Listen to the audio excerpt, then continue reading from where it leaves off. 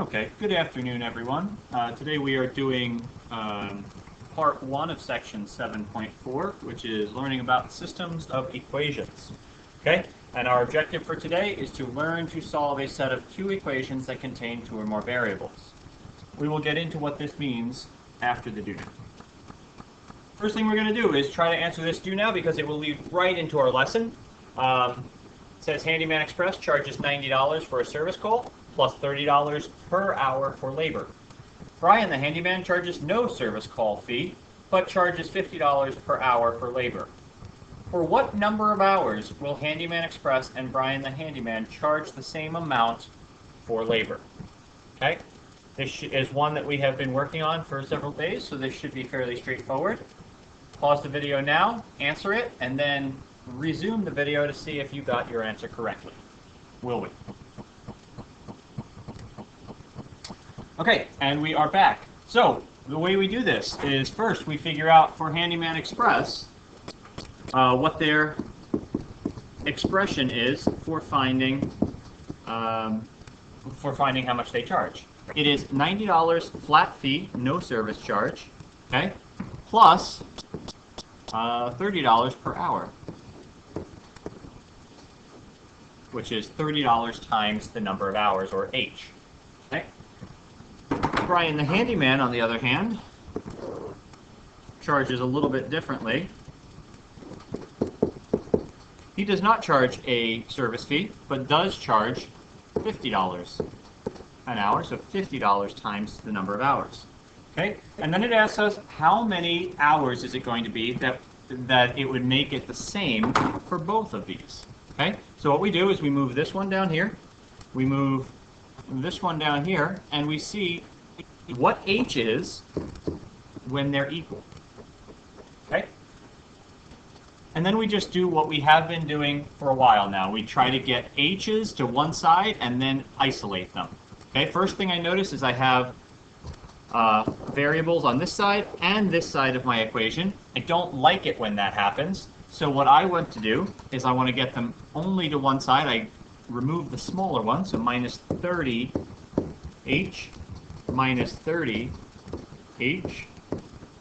okay, and I rewrite. 30H minus 30H is just 0. I am left with $90 is equal to $20H.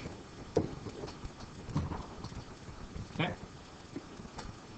and then from there, I just have to get H by itself, so I divide by $20.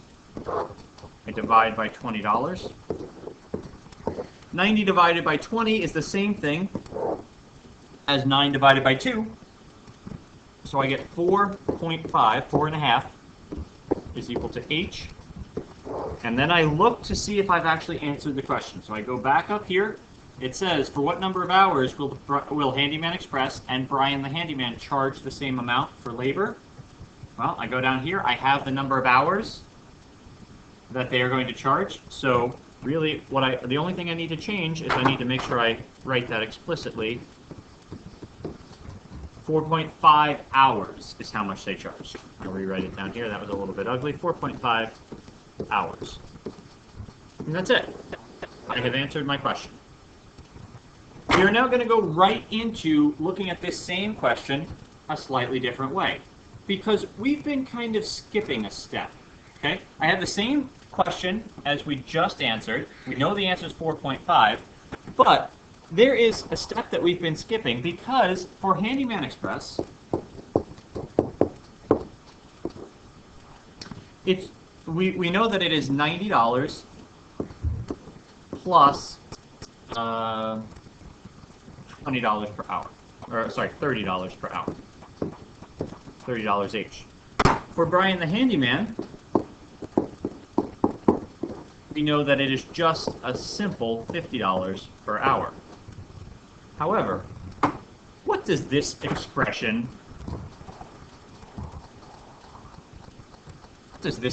right here actually show me? I wonder. And what does this expression right here actually show me? what this is really doing is it's giving us the cost, total cost, to figure out how much Handyman Express would charge and how much Brian the Handyman would charge. And so we actually have a full equation that has two variables, one right there and one right there. One right here and one right here. But we have kind of left off this part right over here, the C's, as we've been doing our work in the last couple days. We're going to bring them back right now because we really have two full equations. Cost for Handyman Express is equal to $90 plus 30 times the number of hours. The cost for Brian the Handyman is equal to $50 times the number of hours. And then I'm going to tell you something. This right here is a system of equations. We'll define that in a second, but that is a system of equations because I have more than one equation. Okay? And the way that I then have solved it in the past, I've said C, well, C is the same thing as C, right? My cost equals my cost. C, whatever I pick for C, that's going to equal C. So if I know these two charges are the same, then I can do what I have already done. I can take this 50H and just replace, sorry about that,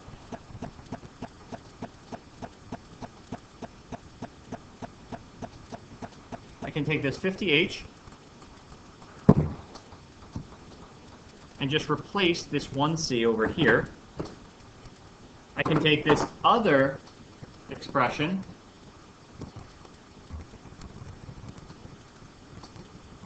and replace the other C because that's what they're equal to. And then I can set them equal to each other, okay? And solve like I have done, okay? But the reason I can do that is because C is the same thing as C, okay? And so if I have 1C here equals this guy, then I can just replace the C with this guy. And the same thing over here. If this C here is the same as that, then I can just replace C with what it equals. Okay? So that's all. Now, what a system of equations is, as I have mentioned already,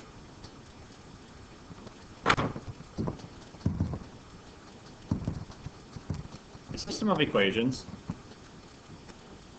is a set of two or more equations that contain two or more variables. Right.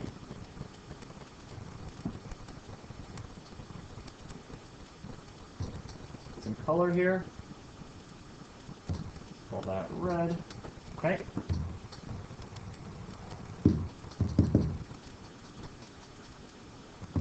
Anyway, it is a set of two or more variables, or two or more equations that contain two or more variables. I'm trying to get this colorized and I'm having some issues doing it. Let's just do that. Okay, a set of two or more equations that contain two or more variables. And what it means to find a solution to this system of equations, I'm going to go back up here a second and show you the system of equations again.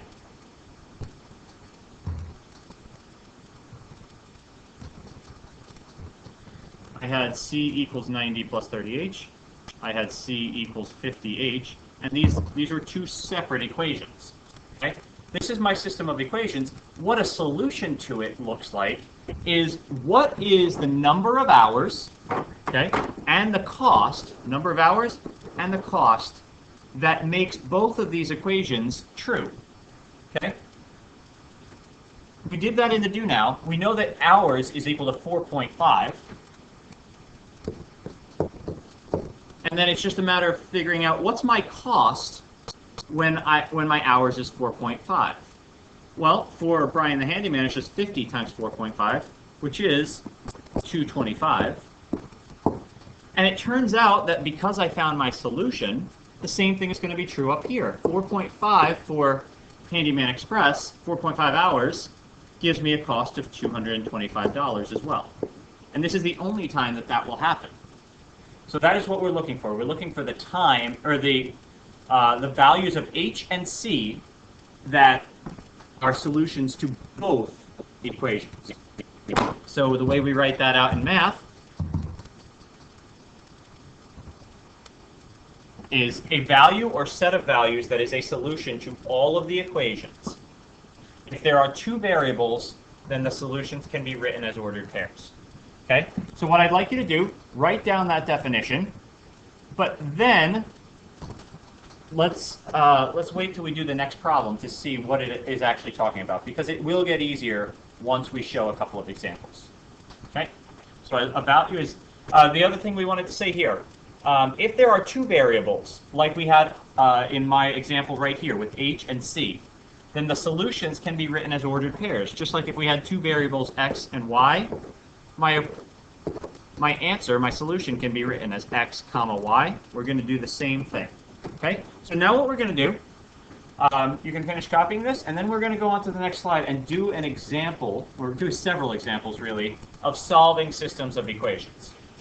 Here's my first one. This here that I am boxing in red is a system of equations. Notice I have two equations. Here's the first one. Here's the second one. Okay?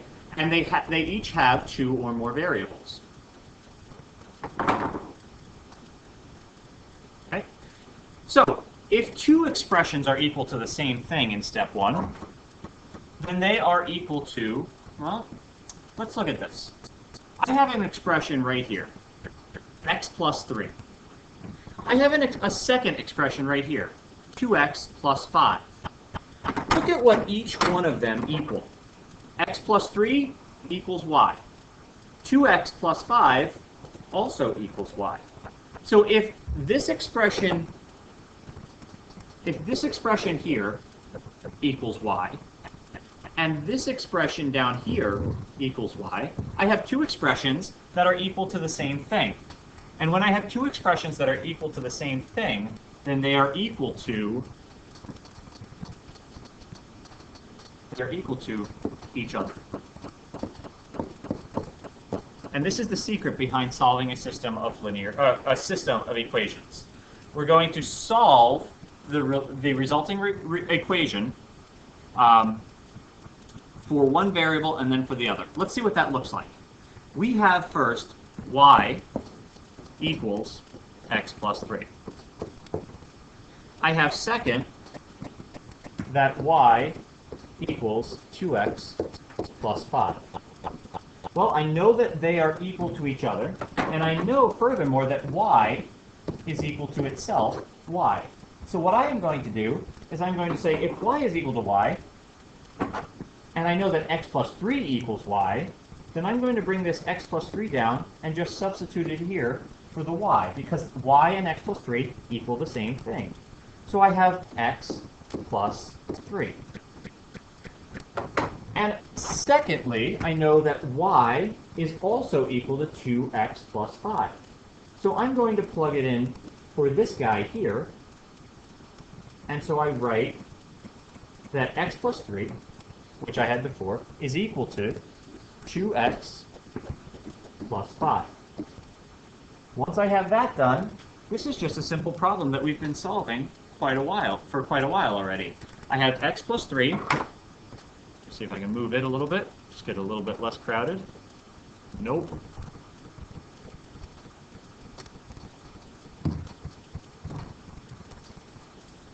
Let's take that away.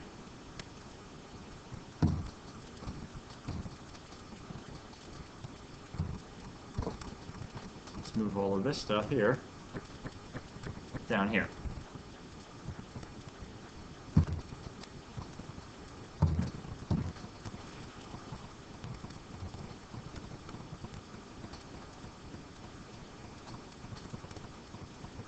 Okay, so sorry about that delay. We have that x plus 3 is equal to 2x plus 5. Not all the 5 came, that's easily fixable. Okay, now we just solve this like we have been doing. First thing we notice is that we have x's on both sides. We don't like that, so we're going to subtract x here, subtract x here, and I get that 3 is equal to x plus 5. Now what I want to do is get x by itself, as always. And so I subtract 5, and what do you know? X is now by itself. X equals 3 minus 5, which is negative 2. So I have that x equals negative 2, and my first part is done, but not all of it. Remember, to find a solution to a system of equations, I want to know what is x and y that makes both of these expressions true.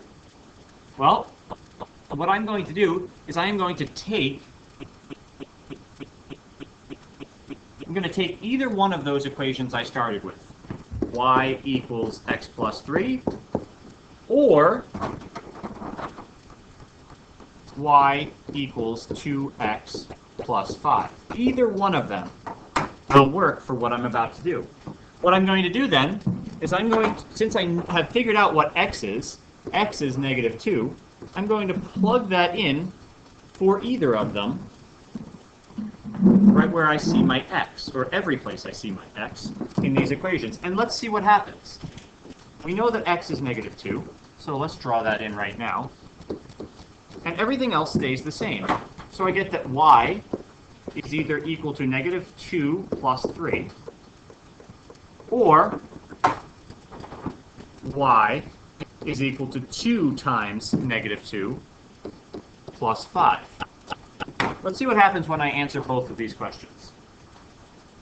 I get that y equals negative 2 plus 3 is 1. So I get that y equals 1. Over here, I get that y equals negative 4 plus 5. What do you know? That's also y equals 1. And that's no accident that it happened this way. Because what we were saying in the beginning is we want to know what value of x and y will make this expression here and also this equation down here, this valid statements. We want these both to be true. And there's only one time that that happens, usually, and that's for this system of equations. It's that x is equal to negative 2 and y is equal to 1. So here is the way I write my answer. I write it as x comma y, or, for this particular example, negative 2 comma 1. And that is the solution to this system of equations. Now let me show everybody what that actually means. Ms. Hart, please return to the main office with your card. Ms. Hart, please return to the main office. I apologize. I have y equals x plus 3. On the other side here, I had y equals 2x plus 5. Let's verify that we actually found the correct answer, because this is our x and that's our y, and what we're going to do is just plug in these values into each of these equations. For my first equation here, y is 1, x is negative 2, and I have a statement that says negative 1 equals negative 2 plus 3, and I want to know, is that true? Well, because negative 2 plus 3 is 1, I know that 1 equals 1, and this is a solution because I get a true statement. Over on this side, I'm going to again plug in negative 2 for x and 1 for y, so I get 1 is equal to 2 times negative 2 plus 5. Well, negative 2 times 2 is negative 4. We get negative 4 plus 5 equals 1. And negative 4 plus 5 is in fact 1. So I get 1 equals 1. Once again, I have shown that what I didn't know, are these two equal? They are in fact equal. Okay? So I have verified that this is my solution to this system of equations. Okay? So let's do a couple of other examples real quick, and then we will be done with this lesson. Okay? So once again, we have this system of equations, x plus 1, y equals x plus 1, y equals 2x minus 1. I notice that they are both equal to y. Y is equal to this guy here, or y is equal to this guy here. And since y must equal itself, I can just say x plus 1 is equal to 2x minus 1. Okay? And when I do that, I just solve and I figure out what x is. Okay? So I do minus x, and I get those to cross out. I get 1 equals x minus 1. And then to solve this, I just get x by itself, plus 1, and I am left with 2 is equal to x. So I found that x is equal to 2. So what this is saying, again, is that at the moment that x is 2, both of these equations will have the same value for x and the same value for y. Okay, so that's going to be 2, and that's going to be 2. So 2 times 2 minus 1, or 2 plus 1, is going to equal what y is. Okay? And now let's go ahead and, what we want to do is pick the easiest equation to work with that we started with in the beginning. Okay? So our easiest equation looks to me to be this guy, y equals x plus 1. Well, let's figure out what y is when x is 2. If y equals x plus 1, then y is equal to whatever x is. In this case, it is 2 plus 1. And I know that that is y equals 3. So I have an x, I have a y, and my final answer is going to be 2, 3. At this point, both equations will give me true statements when I plug in 2 for x and 3 for y. One more question, and then we are done. I'm pretty sure we're done after that. Yes, we are. Okay. So for this one, things can get a little funky when we try to do this. Just like when we were doing our multi-step equations that had variables on both sides. Once again, I have y equals two things. Y equals this guy here, and y equals this guy here.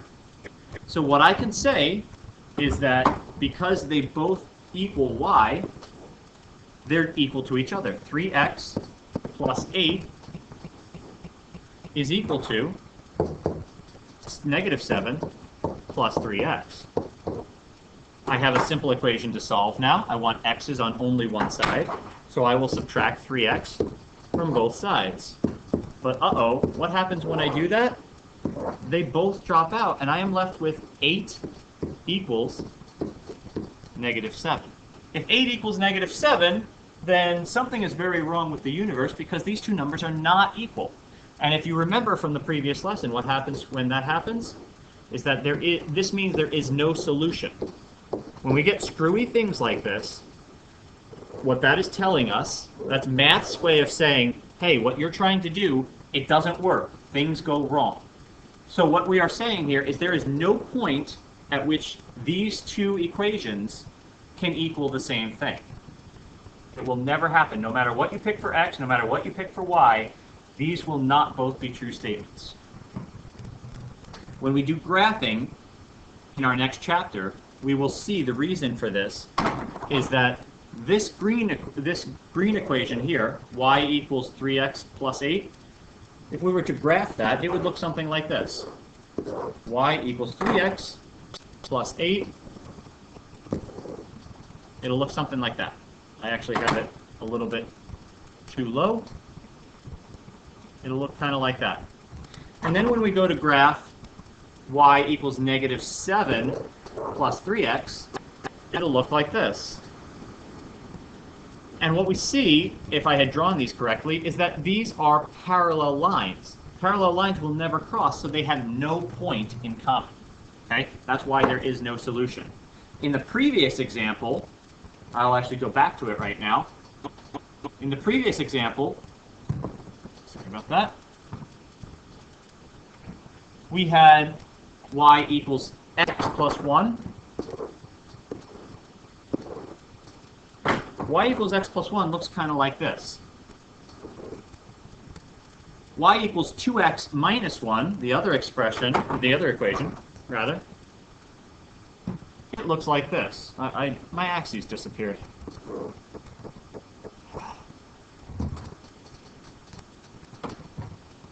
Sorry about that.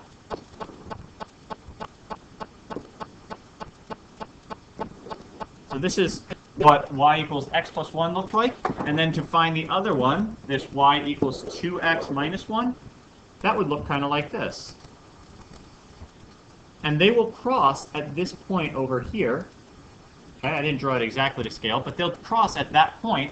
And if I was to extend it further, you could see that they only cross at that point because this red line will keep going this way, this blue line will keep going this way, and they only cross at that one point. So that is our one solution. That is the point 2, 3. Okay? We can even look at that. 1, 2, 1, 2, 3. Okay? So that's where that point was. So it is now your turn to answer a couple of questions. We have this question for you: solve the following system of equations. And I will be nice and tell you what the answer is so you can check your work when you're done. But without knowing how to do it, this answer is useless to you. So the answer here will be 1, 1. And then we can check. I'll give you the answer to the second your turn question as well. Notice it is starred, so you should know how to do it. Okay? There is no solution to this one. Once again, you have to work through it to figure out why. That is the end of this video. Good luck in answering these two questions.